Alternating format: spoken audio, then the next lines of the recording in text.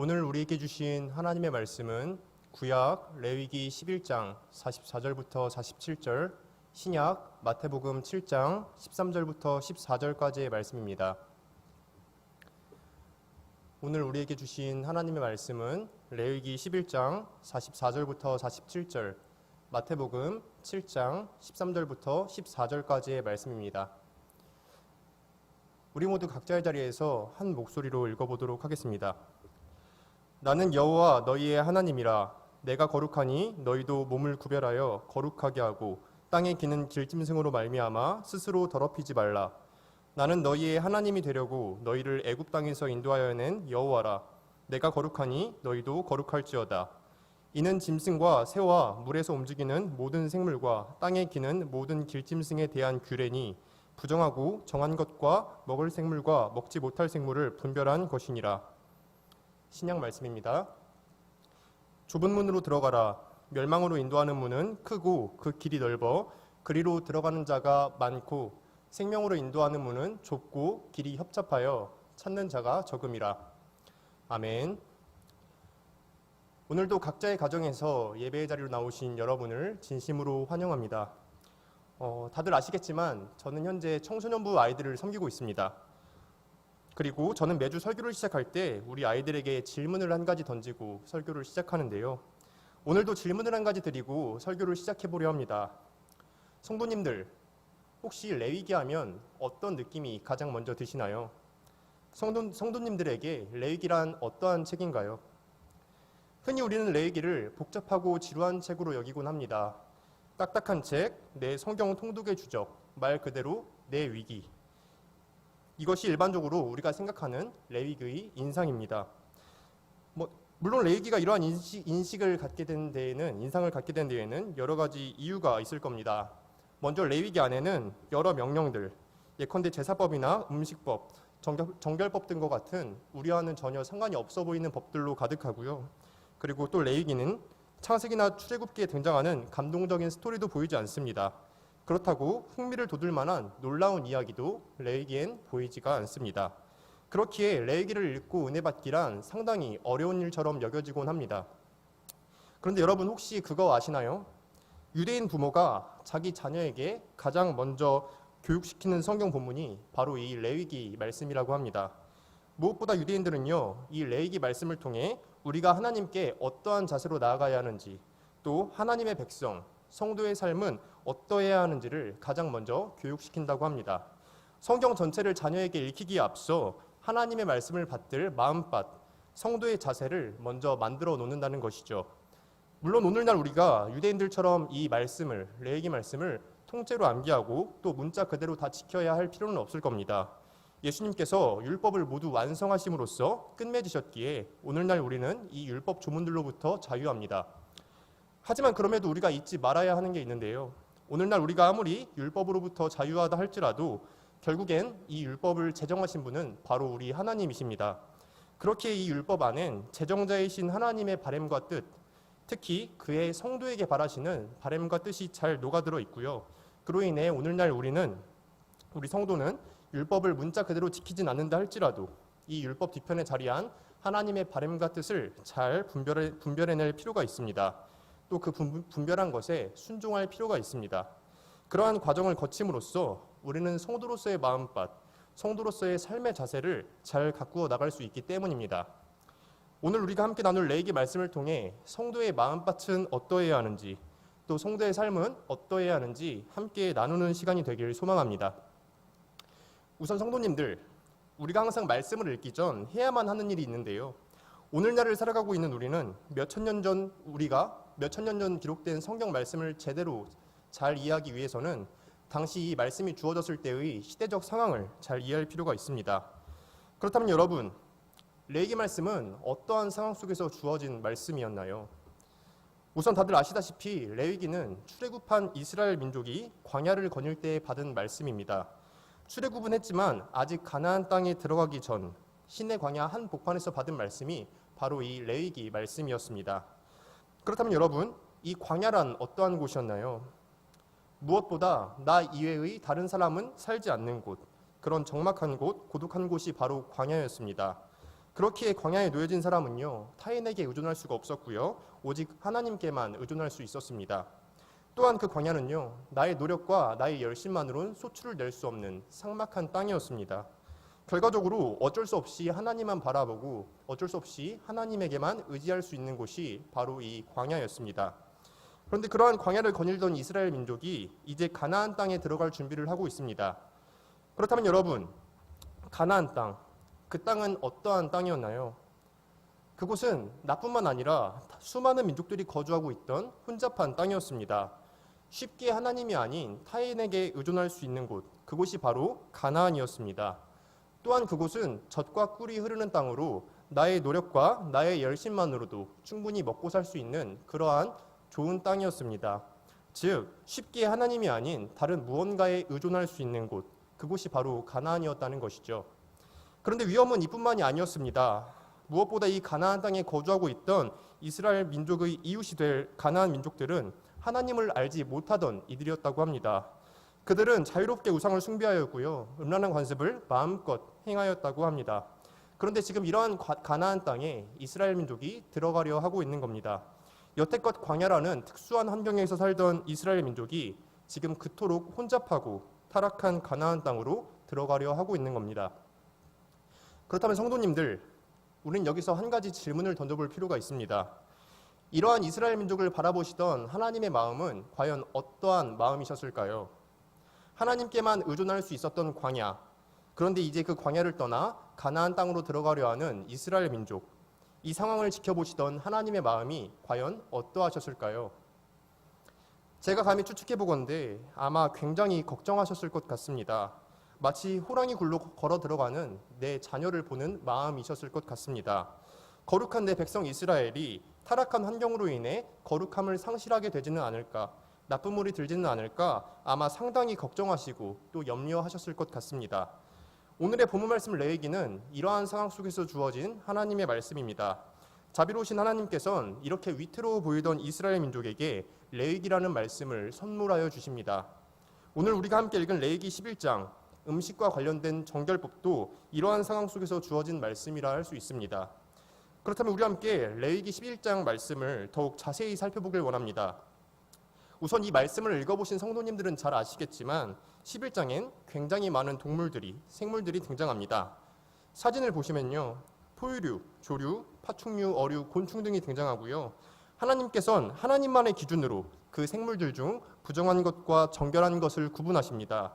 예컨대 포유류와 같은 경우 되새김질을 하고 발굽이 있는 동물, 즉 소, 양, 염소 등은 정결한 동물로 분류하시고요. 되새김질하지 않거나 발굽이 없는 동물, 즉 토끼, 돼지, 사자 등은 부정한 동물로 분류하십니다. 또 어류 중에서도 지느러미와 비늘이 있는 어류는 정결하다 분류하시고요. 지느러미나 비늘 둘 중 하나라도 없는 동물은 부정한 동물로 분류하십니다. 예컨대 미꾸라지나 장어, 꽃게 등이 부정한 생물이라 할 수 있을 겁니다. 어찌되었든 하나님께서는 이러한 분류를 통해 이스라엘 민족에게 먹어도 되는 생물과 먹어선 안 되는 생물들을 일러주십니다. 또 그 부정한 동물들을 먹으면 그것을 먹은 너 또한 부정하게 될 거라고, 내 앞에서 거룩하지 못할 것이라고 경고하여 주십니다.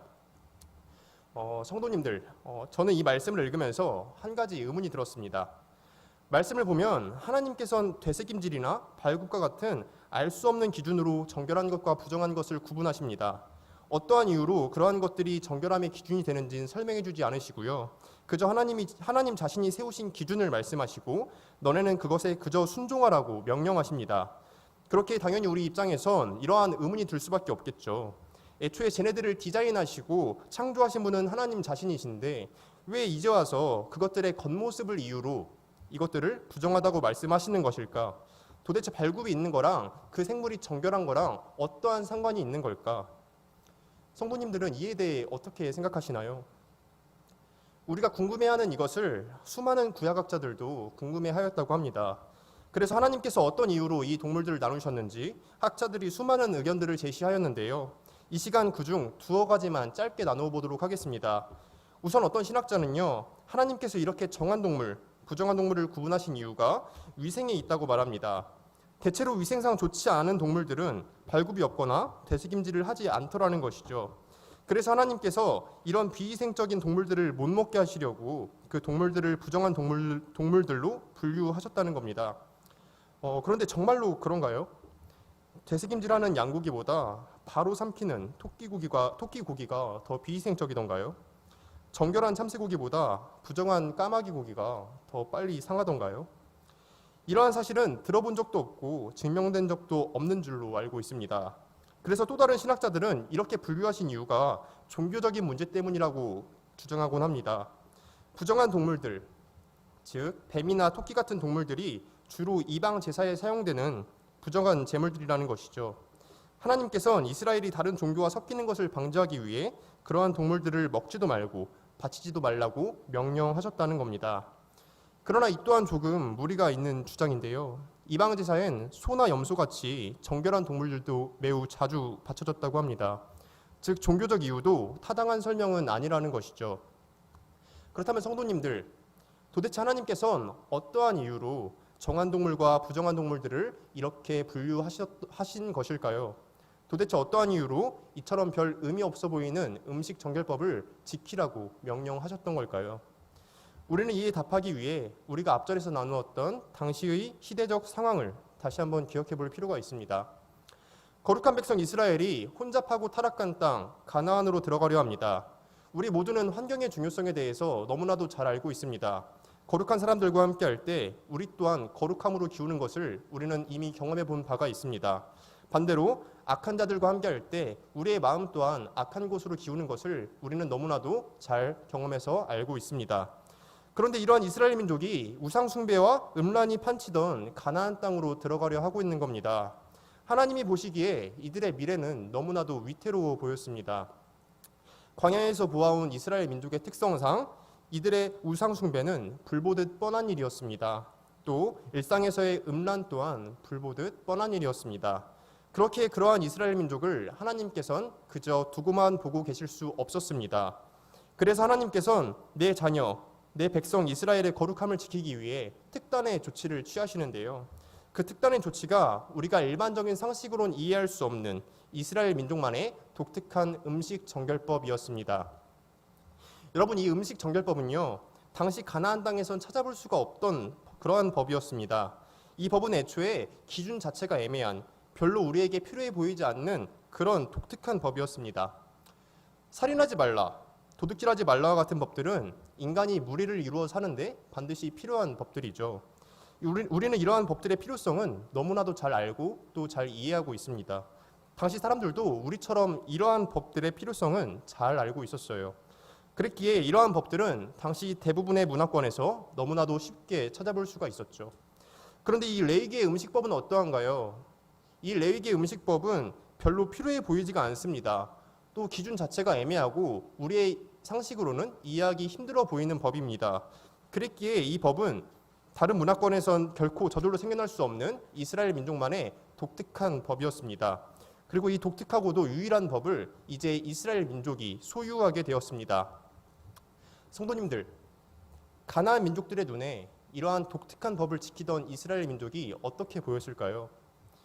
이해되지 않는 기준으로 매 끼니 음식을 구별하여 먹던 이스라엘 민족이 과연 어떻게 보였을까요? 분명 특이해 보였을 겁니다. 또 특별해 보였을 겁니다. 즉 자신들과는 구별되어 보였을 겁니다. 하나님께서 이스라엘 민족에게 음식법을 주신 이유가 여기에 있었습니다. 너희는 이 특별한 법을 지킴으로써 세상으로부터 분리되어야 해, 구별되어야 해. 즉 내 백성의 너희는 반드시 거룩해야 해. 하나님께서는 이러한 마음으로 이스라엘 민족에게 이 음식 정결법을 주신 것이죠. 오늘 11장 음식법의 결론부가 우리가 읽은 44절, 45절 말씀이지 않습니까? 우리 함께 각자의 자리에서 한 목소리로 봉독해 보도록 하겠습니다. 나는 여호와 너희의 하나님이라. 내가 거룩하니 너희도 몸을 구별하여 거룩하게 하고 땅에 기는 길짐승으로 말미암아 스스로 더럽히지 말라. 나는 너희의 하나님이 되려고 너희를 애굽 땅에서 인도하여 낸 여호와라.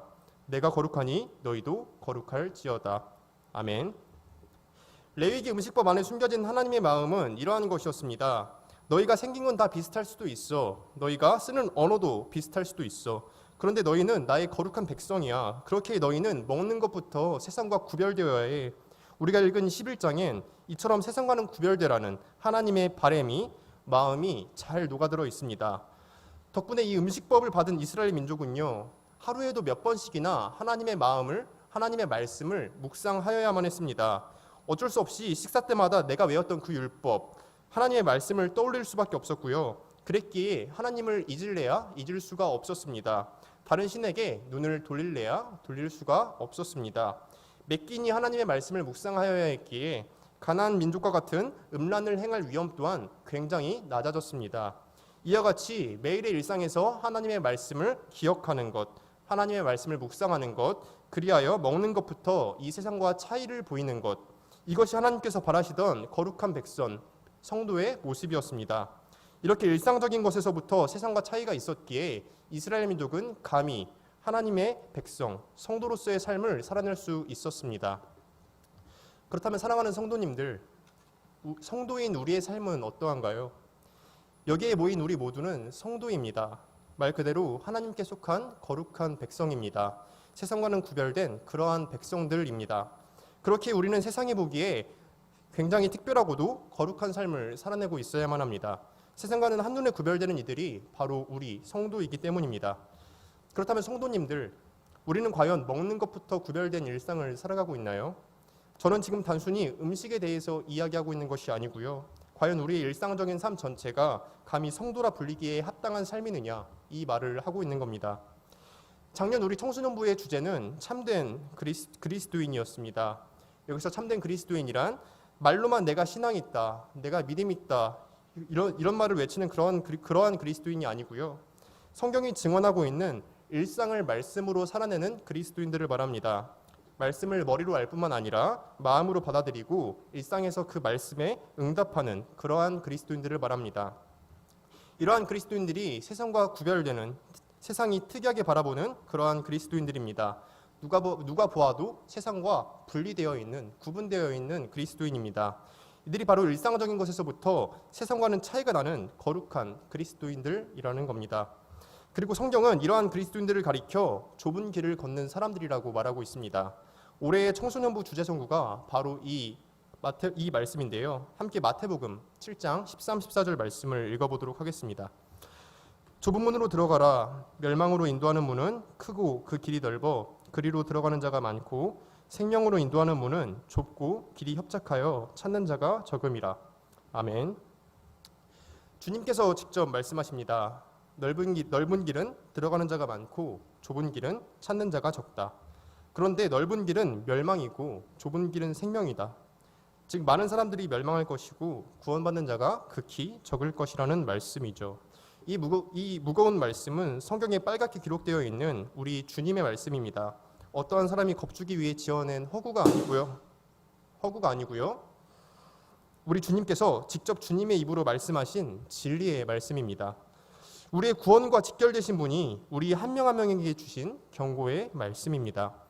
그렇기에 이 말씀은 결코 틀릴 수 없고요. 가볍게 흘려들어서도 안 되는 그러한 중요한 말씀입니다.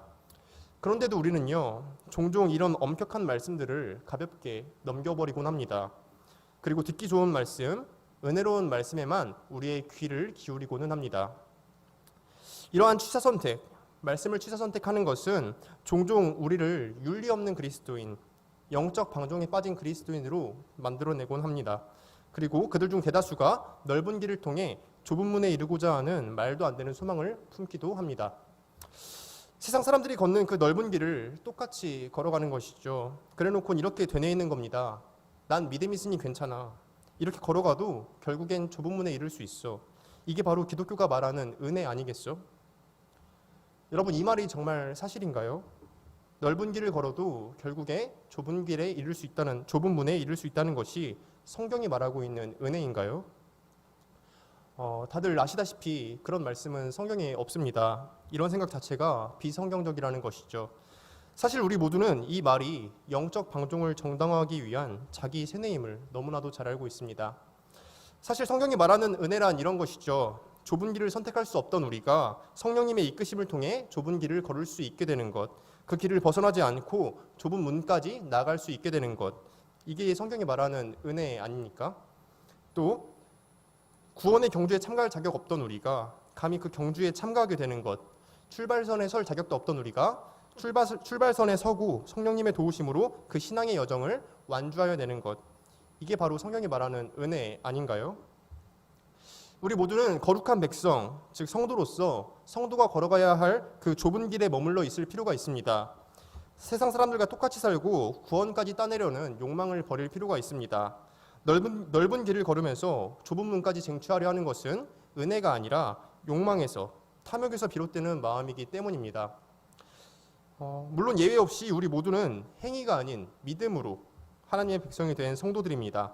오직 믿음으로 하나님 나라에 속하게 된 하나님 나라 시민들입니다. 그리고 우리가 이제는 하나님 나라 시민이기에 우리는 세상의 통치를 등지고 하나님의 통치를 받아들일 의무가 있습니다.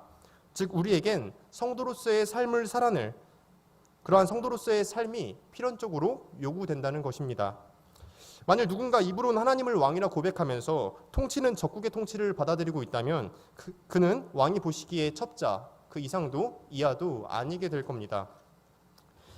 우리 모두가 거룩한 신분에 합당한 거룩한 삶을 살아내는 그러한 성도, 그리스도인들이 되길 소망합니다. 추가적으로 몇 가지 기도를 부탁드립니다. 무엇보다 아직 신앙의 뿌리가 온전히 내리지 않은 우리 어린 아이들을 위하여 기도해 주시기 바랍니다. 성숙한 성도도 흔들리는 요즘이죠. 아직은 미숙한 우리 아이들이 한 명도 빠짐없이 하나님의 통치 아래 거할 수 있도록 함께 기도해 주시기를 소망합니다. 기도드리겠습니다. 사랑이 많으신 하나님 아버지, 자격 없는 저희를 불러주시고 세상과는 구별된 삶을 살 수 있도록 성령님으로 이끌어 주시니 그 은혜에 감사드립니다. 주님, 이 시간 저희가 저희의 나약함을 고백합니다. 매일같이 찾아오는 선택의 순간마다 흔들리는 저희의 마음을 고백합니다. 주님, 부디 바라옵기는 저희에게 들을 수 있는 길을 허락하여 주시고 선택의 순간마다 성령님의 외치심에 귀 기울이며 그 외치심에 순종하는 저희 모두가 될 수 있도록 주님께서 은혜 내려 주시옵소서. 그리하여 우리 보강중앙교회가 짬만 나는 그리스도인, 좁은 길을 걸음으로써 기쁨을 누리는 그리스도인들이 될 수 있도록 주님께서 저희 마음 가운데 함께하여 주시옵소서. 감사드립니다. 예수님의 이름으로 기도드립니다.